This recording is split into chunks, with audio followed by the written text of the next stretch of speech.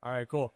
Hey everyone, my name is Mickey Hardy. I am the chairman of the Arcadia Group. We manage go-to-market for a variety of layer ones, layer twos, foundations, sovereign wealth funds around the world trying to get into crypto, which is why this panel is particularly interesting because these folks here, these gentlemen here, they back a lot of our clients and they're the reason why a lot of our clients are able to come to market in the first place. And so we're talking about trends versus fundamentals and what VCs are betting on. So I think there is no better place to start with stablecoins. Is the talk of the town right now. And for this particular question, we've seen so much crazy stuff happen. We saw Circle's IPO. We saw a Genius Act regulation pass. We've seen, I think, Q3 and Q4 statistically were there was more VC bets placed in those two periods than the peak bull run in 2021, which is crazy. So first, I want to take it to Ian, who's got a contrarian play on stablecoins. Instead of betting on other companies, you guys are building out your own products internally. Can you tell us a little bit about that? Yeah, just give a brief intro about myself. So I'm Ian. I'm a VP at Foresight Ventures. We're actually the venture arm of BigGet. So we definitely the whole ecosystem is betting very heavy on the payment, crypto payments, stable coins. Because just imagine the futures. It's not just gonna be only like USDT or USDC, USD1, this kind of general purpose stablecoin. But there's gonna be a lot of scenario that institution might issue their own stablecoin. So there gonna be a lot of opportunity emerging in this kind of scenario, right? It's not only like stablecoins for general purpose or yield bearing, but it's more of stablecoins to solve the like the currency or fiat complexity problem. Like let's say like Alipay or Amazon, which deal with a lot of like different currency or business in different region, they're gonna have like huge motivation to have this kind of their own stable coins. But the liquidity problem or the FX problem, that's a huge opportunity we see. So we're trying to work a lot with this kind of infra. We also like deployed a lot in the regulation licensing in different region. Yeah. Okay, makes sense. You talk a little bit about liquidity provision and yield bearing stablecoins. Would be good to pass it to Zarab here because I know a lot of your portcos are in this specific niche of stablecoins. Volume? No. Okay. Can you hear me? Okay. Let me introduce myself. My name is Zurah. I'm founder at BitScale Capital. We're early stage venture firm, mainly investing across several verticals. Regarding stablecoins and liquidity provisioning, we have witnessed quite many shifts across those cycles. I would say all the previous cycles were meant to be a proof of concept of what we're seeing right now. It's everyone was talking about, the institutional money getting into the space, but it was more as a meme than actually happening. So what we witness right now, we do witness like I'm trying to speak not from the theory standpoint, but also from a practical standpoint because I particularly one of my focus was to meet those large institutional traditional banks, and every one of them, including like U.S. banks, they're looking into giving their clients an opportunity to get high yields on their assets, including crypto assets. So I think this is happening. The only thing is that those banks are huge moving ships. It does require proper rails to be set up, and we have witnessed like Circle IPO is one of those rails that will be kind of a deployment phase for the next 10 years. So this is like the transition that is happening as we witness at the moment. Okay, very interesting. I think one thing that set this transition up, made it possible, was the Genius Act, the legislation that was passed recently. And I'd like to bring it to you, Terry, because I know you played a role in this. Can you talk about it? What it's like wearing multiple hats as a VC, like one with Porcos, but others getting this legislation passed? Yeah, I think the Genius Act is important for a number of reasons. It brings some regulatory clarity to stablecoins. I think it also will result in a great diversity of types of stablecoins. So you'll have those that are compliant with U.S. regulation, and then you'll have all kinds of others that are outside of that perimeter. In general, though, I think the stablecoin activity we're seeing now is not all of a sudden. It's the result of years of work. At Digital Finance Group, we made our largest and most meaningful investments in stablecoins 7 years ago. Starting with being the lead investor for the build and launch of USDC. We're looking for changes in kind when it comes to these kinds of products. I think with the regulation and the Genius Act, you'll start to see changes in degree. You can still find opportunity there, but it's not the same. Makes a lot of sense. So with something like the Genius Act, is this the end of what's needed for regulation in the U.S., or is there much more to come? What do you got cooking? No, there's more to come. Okay. I think there's a lot to do about market structure. Yep. And I think what you'll start to see is a lot more innovative types of things that look like stablecoins but are not. So what do we do with algorithmic stablecoins, which don't fit under the current regulation, but might be able to offer more yield? Maybe they have different collateral requirements. I think it opens up the possibility for a whole suite of financial products where stablecoins are kind of the basic foundation. Okay, cool. And just a segment to you, Casper. I was listening to a podcast you were doing on Spar and talking about your portfolio companies, and people were like, there was a crazy rush in November when Trump was elected. We're finally going to get regulatory clarity, but you kind of mentioned wait a second. Politicians, they say a lot of stuff to get elected, and then they might do something else. In your opinion, is this the administration finally delivering?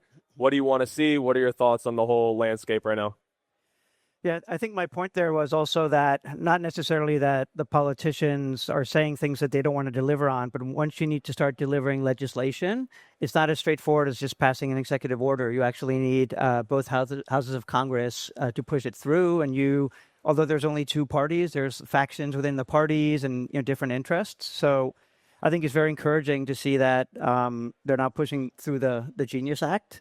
I mean, we've been around for the past 8 years, and we've seen the talk of institutions come and go, seen different types of regulation in different markets, lack of regulation and enforcement instead. And it's always a bit of a double-edged sword. The one thing I hope with this regulation is, to your point, that it enables innovation and new products and doesn't somehow just consolidate the market and become regulatory capture for the big players to just squeeze everybody else out. And then again, we just become TradFi or crypto wrapped in TradFi. Yeah, very nice. I mean, just something that I'm sure is on everyone's mind right now. Genius Act passes. Stablecoin is it's bonanzas. There's tons of frothiness in the market. I know you guys made a publishment about, near pivoting to becoming the AI blockchain. There's tons of pivoting. There's tons of new capital deployment. This is an open-ended question for everyone, but you guys all manage a ton of capital. You're in charge of very important decisions. How do you navigate through the noise and the frothiness of a market like this? Anyone can take this one, whoever it's up to. Okay, I'm happy to take this. So we have been through quite many cycles, and I think it's quite important to understand what are the trends that will be here for the next 10 years, and which of them will fade within next few years or even months. We have been trying to be quite focused on several narratives. Crypto have already found several very solid proof of concept. One of them is obviously DeFi, stablecoins, and few others. There are a few others will be coming. So we're trying to be quite focused on the narratives that we think will be here in the next 10 years. Sometimes usually when you're asking, are we kind of following trends or we are trying to define them and invest earlier?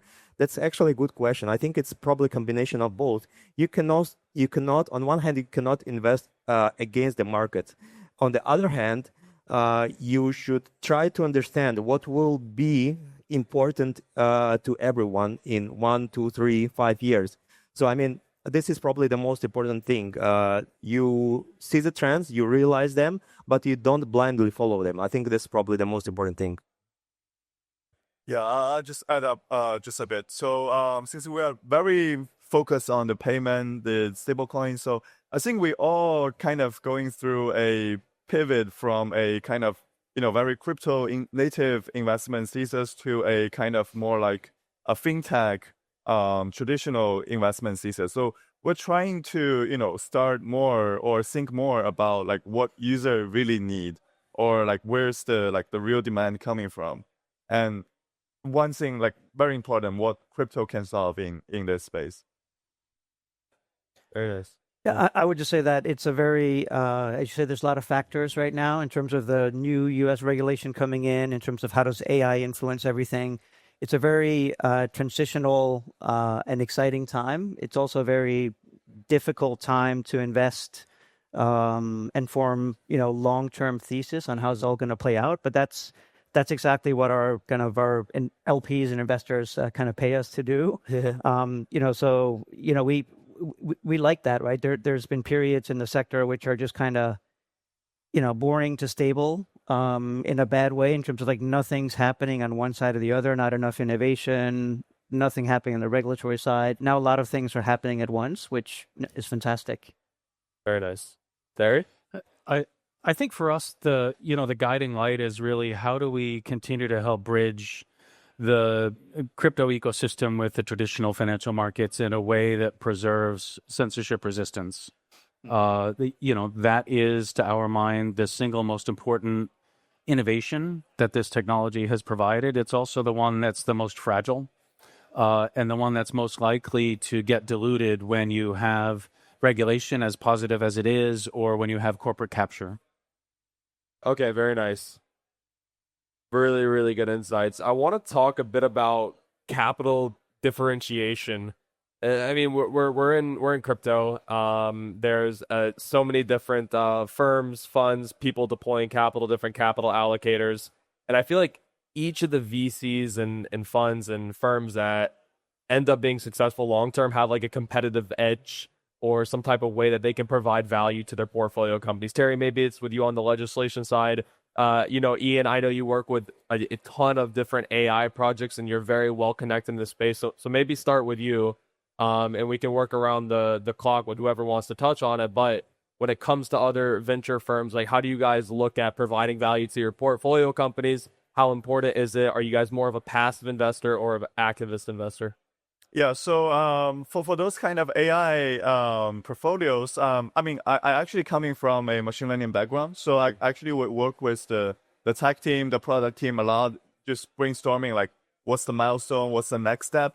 So I think that's more of like personal, but from the fund perspective, I mean, Foresight and BigGet and also our venture, our media arm definitely give a lot of volume to our portfolios to help them to do like PRs, marketing, just spread the word. Okay, very nice, very nice. Anyone else want to take this question up? Or, go ahead. Happy to take it. So I mean, we're in the space for quite many years. Someone came in 2017 and 2013. We started our fund in 2017, so it's roughly like 8 years. I think it's impossible to survive for 8 years if you're not really providing value to portfolio companies. There is a ton of capital that can be deployed. There is, of course, not enough smart capital that can provide some value on top of that.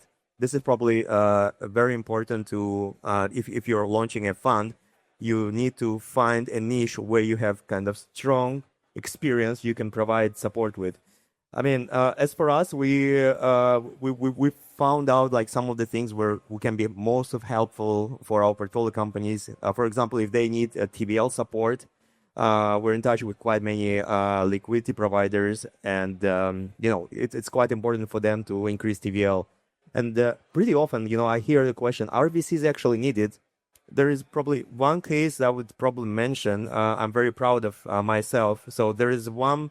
I will not advertise our portfolio company here, but there is one of the most successful bridges that we made. We were the first ticket in, and they did really struggle from the very, very beginning to kind of maintain their operations. At some point, they were even close to being shut down. And we provided liquidity for free because they asked us for over half a year or so.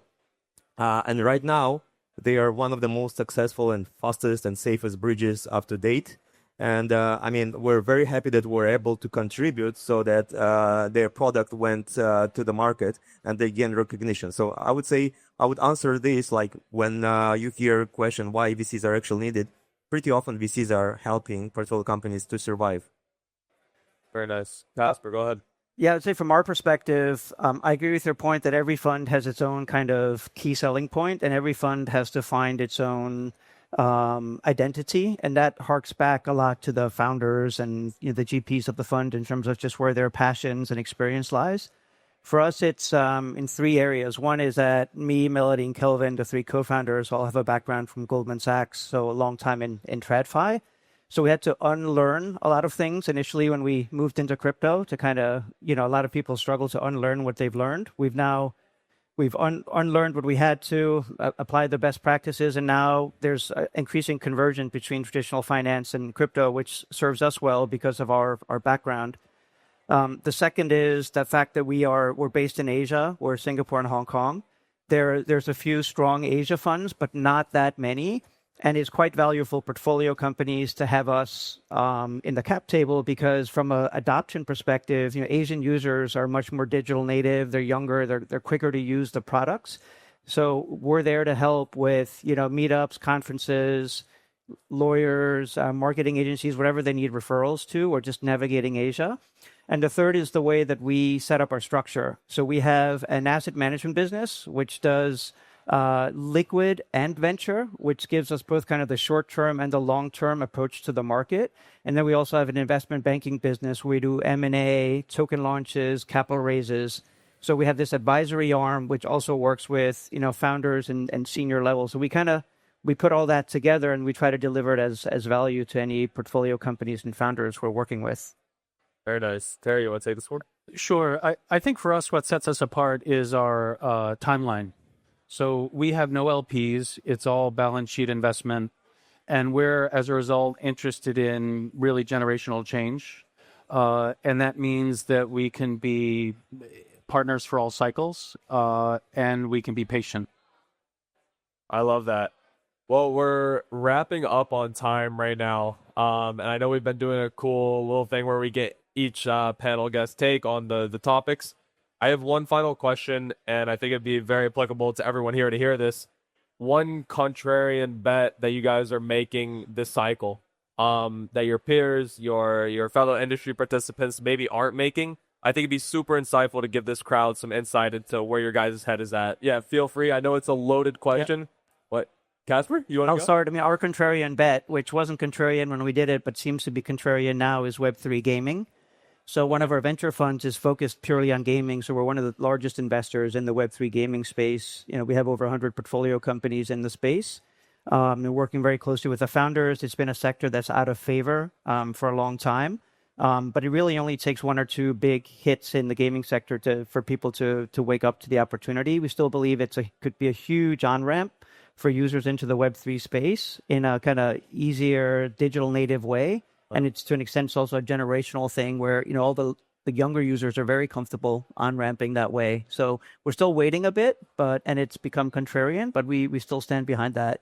No, yeah, I think it's playing out nice. You saw, Godzilla launch and they have, like Ninja streaming it and just like the little wins that matter. Oh, that's really good. That's really good. Love that. Anyone else talking about one contrarian bet? Yeah, go ahead, Ian. Right, yeah.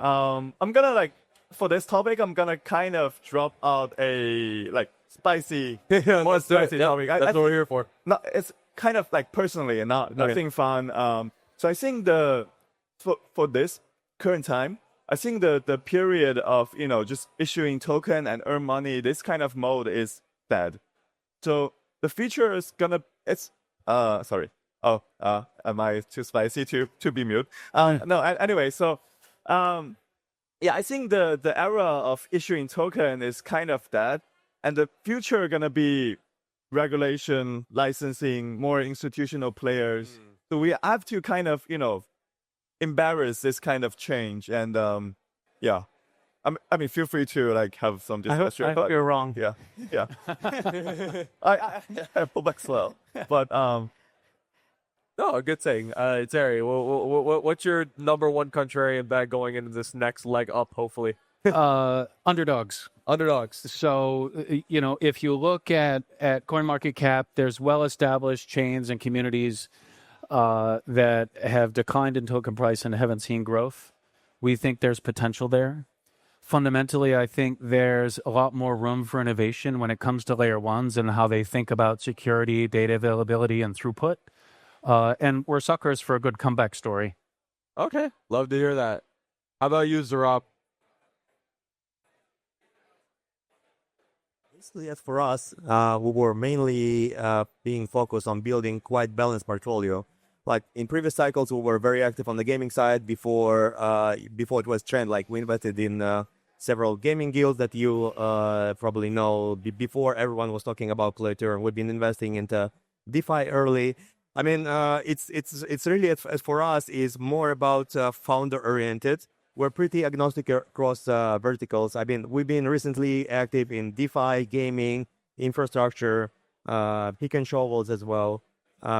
Probably a little bit more DeFi heavy than others. But the most interesting and important thing for us is to realize potential in founders. So basically, some of the best bets we have made were done by the smallest and less detailed decks we have seen. Founders were early, but we believed in some of those founders and they delivered in a big way. So this is probably the answer for us. We still try to have a kind of balanced approach in this phase. Nice. Well, these gentlemen here are some of the, biggest capital allocators in crypto, busiest individuals. Everyone wants to talk to them. So really appreciate all your time. And that's a wrap. So please give it up for our participants. Thank you. Thank you.